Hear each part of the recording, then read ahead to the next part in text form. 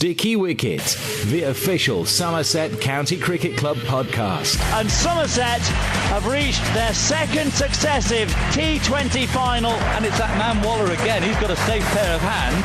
Then there's a big appeal and that's out. Chris Taylor's gone LBW to Alfonso Thomas.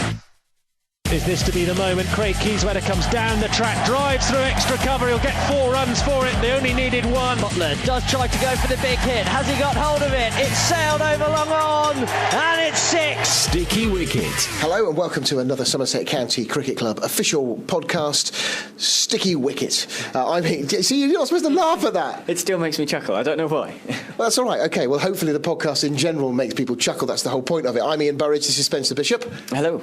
We are here to discuss bits and pieces that have happened over the last few weeks at Somerset County Cricket Club, including Peter Trigo and his smashing good time. We'll come on to that in a minute.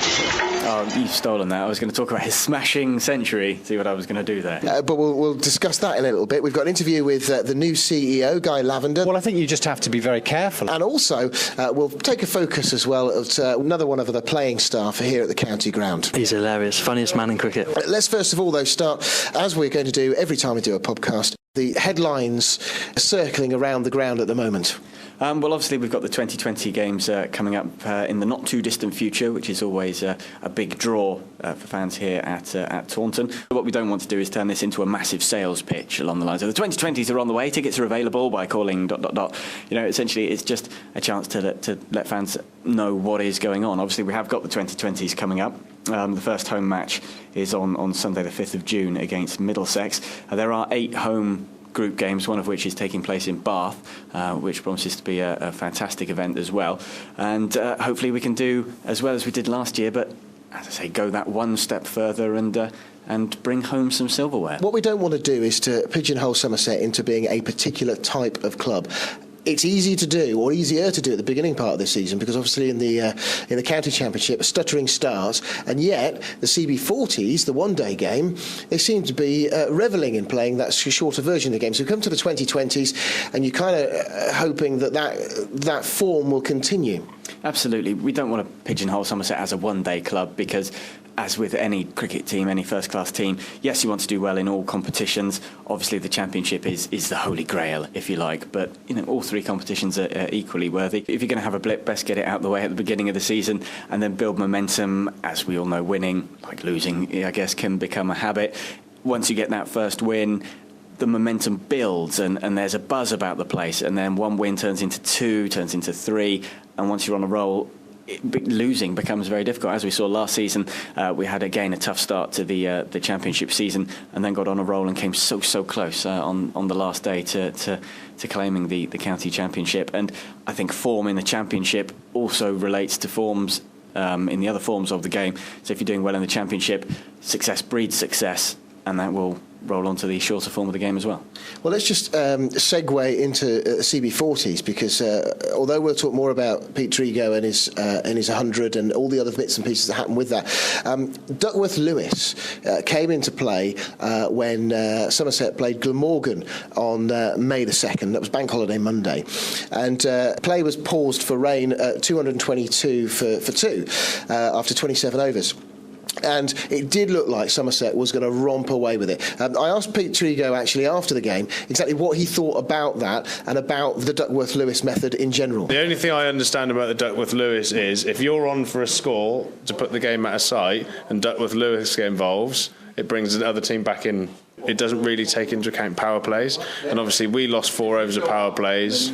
You know, 10 and over sounds a lot, but at Taunton that's not. And normally in a power play, if you could easily go for 15, 20 and an over, and I certainly felt the brunt of that a couple of times. And certainly 10 and over keeps you very much in the game, where it looked like we were going to probably post someone 340ish. So I don't think it's unfair for me to say that if the game had run its natural course, I think we probably would have won by a great distance. So do you understand the Duckworth-Lewis method at all? Of course I do. It's all mathematics, isn't it? Which I'm very good at.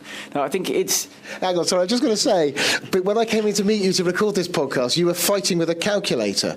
So how is that got anything to do with mathematics? You don't understand it? I may have my sums may not have worked, and we discovered it was because I was pressing the wrong button. See, none of us are any wiser now, and haven't got a clue. Although what it did do is it turned it into a very exciting contest. It does make it very interesting. Although obviously the antics of one particular ball will go down in the annals of history, and will be what this match will be remembered for, which I guess is possibly a shame, because everyone will talk about that shot that Pete Trigo hit, but that's going to take away from what was a truly breathtaking innings.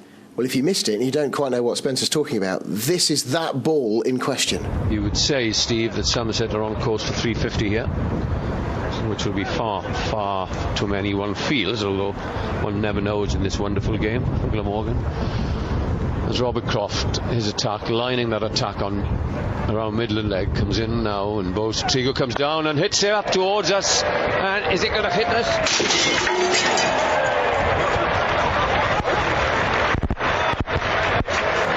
Sorry about that, Edward Bevan. The ball has just come right through our window here. And you're right, he's received a lot of notoriety for that, but he did provide us, from a spectator's point of view, with a fantastic innings, didn't he? Absolutely. People will talk about, were you at Taunton when Pete Trigo hit the ball through the commentary box window? A BBC Wales cricket correspondent has survived being hit by the ball during a match he was covering for the third time. Edward Bevan was shaken, but mostly left intact after being struck in the small of the back by a massive six from Somerset's Peter Trago. Mr Bevan has described the journalist's booth as the worst commentary box in the country. When do you want me to play the sound effect? I don't know. And is it going to hit us?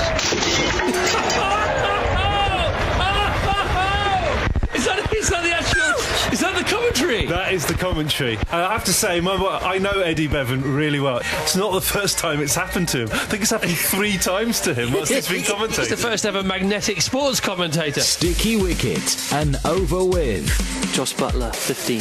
What are you better known as around the club, and why? Jaeger, derived from the drink. Which of Somerset's bowlers would you least like to face? Steve Kirby, because he gets in your face and he's an angry looking man. Who has the best sense of humour in the dressing room? Shah Willoughby, he's hilarious, funniest man in cricket. What music do you listen to before a match? Something upbeat. Alfonso Thomas has got some good dance mixes that are always on in the changing room, so I'm a big fan of those. Describe the performance on the pitch you are most proud of so far in your career. The Rose Bowl 2020 semi-final against Knox.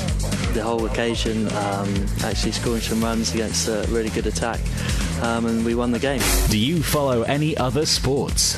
Big fan of football. Obviously my team are not great, Blackburn Rovers, but try to think of myself as more of a football fan rather than Blackburn fan. Keep a keen eye on golf, and what else do I watch? Tennis. Somerset County Cricket Club. Sticky Wicket. Each podcast we take a quick look at various different aspects of the county ground, and this time we're going to have a quick look at the brand new chief executive. I managed to catch up with Guy Lavender. Sticky Wicket. Somerset are into the final. Round the ground. 1, 2, 3, 4. Nice to meet you, Guy. Yeah, nice to meet you too. What made you want to come to Somerset in the first place? Well, many different reasons. I mean, it's a fantastic club. I'd been to the ground on several occasions with my boys who are here today to watch the cricket, and it's just a magnificent club to be a part of, and the opportunity arose as Richard moved on to apply, and I'm delighted to be here. Is there anything in particular you're going to set out to do, or is it sort of work in progress? Well, I think it's early days. Of course, I won't take over to the 20th of May, but I think the targets that I set will be demanding for the next 5-year period. I think we've got to look at developing the development that's taken place over the last 5 years in terms of the performance of the side, the development of the ground, and the financial stability of the club. So all of those things are going to remain core priorities. I think there's more to be done, and I think we need to keep driving forward and not be complacent about what we've got. It's a magnificent club, but I think as a new chief exec, you've always got to think that you can add something else and make things better than they are. Well, Somerset, probably one of the only, I think there's only about 3 county clubs that are in the black over the last 12 months, and that's obviously something that's one of your core values. How are you going to be able to keep that record intact? Well, I think you just have to be very careful about what. A lot of clubs, as you say, have found themselves in financial difficulty, principally by chasing large-scale ground redevelopment plans that are unfundable unless you get the spectator numbers and member numbers through the gates.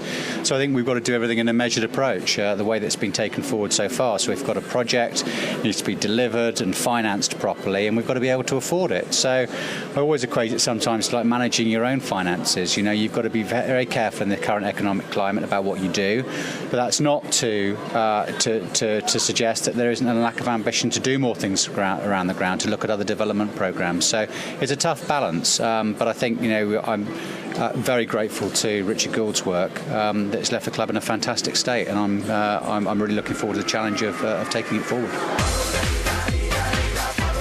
Somerset County Cricket Club, Sticky Wicket. It's the point in the podcast where we invite you to ask your questions of us. Now, I'm going to be relatively useless from a club point of view answering these, which is why we've got Spencer. That's good, isn't it? Absolutely fantastic. He's got the look of terror on his face. The first one, however, I'm not sure that you're necessarily qualified to answer, so don't take any offence of this. But the first question has been emailed in by Twiggy62. Thank you very much indeed for your email. With the arrival of the new CEO, is the club looking forward to the arrival of any more playing staff? How many more do you want? But anyway, I did actually put this question to the new CEO, Guy Lavender, earlier on this week. Any little insights as to who we may be welcoming this season or the season after?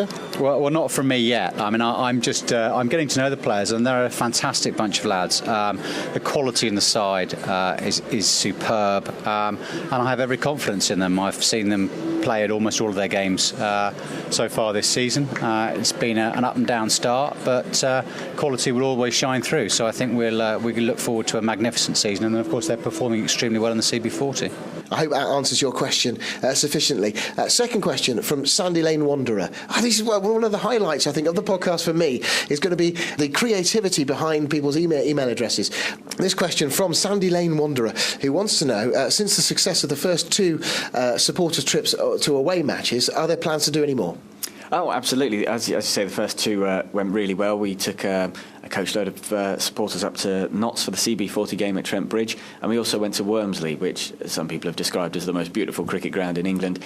And they're not lying. It is absolutely glorious up there. Birds of prey circling overhead, thatched pavilion, even the scoreboard is thatched. It's absolutely spectacular. Obviously, that was the Unicorns game. Both trips went really well. We're looking at taking other trips up to some 2020 matches, also some CB40 games. But yes, we're definitely looking at more of those. We have got prices and things available on the website. There's information in reception, or you can give us a call or just drop me an email, and we'll be able to get in touch with you and let you know prices and times and that sort of thing. I just at this point would like to say a big thank you to the people who do come on these trips, because without the continued support of the fans themselves, obviously we wouldn't be able to run these trips. So as long as people still want to go to the games, we're happy to do it. You know, we're really grateful for the support we've received so far, and I think the players receive a boost as well if they see a coachload of people getting off the bus at an away ground and hear the Blackbird song, you know, going through the rafters of grounds up and down the country. It gives them a bit of a lift. So a big thank you to everyone who has supported the trips in the past so far this season, and hopefully in the future. Thank you very much for listening to this episode of the podcast. Sticky Wicket, back again in a couple of weeks' time. You're still chuckling at that. It makes me laugh. I can't help it. Until next time. Sticky Wicket, the official Somerset County Cricket Club podcast. Somerset have won by 6 wickets here. They've won ever so comfortably in the end. As Trescothick goes after that, hits it high over the top. 6 runs. There's Marcus Trescothick's 50 up in double quick time. He has bludgeoned the Kent attack, whatever they've thrown at him. And qualification is just round the corner. Sticky Wicket, the official Somerset County Cricket Club podcast. A How Loud production.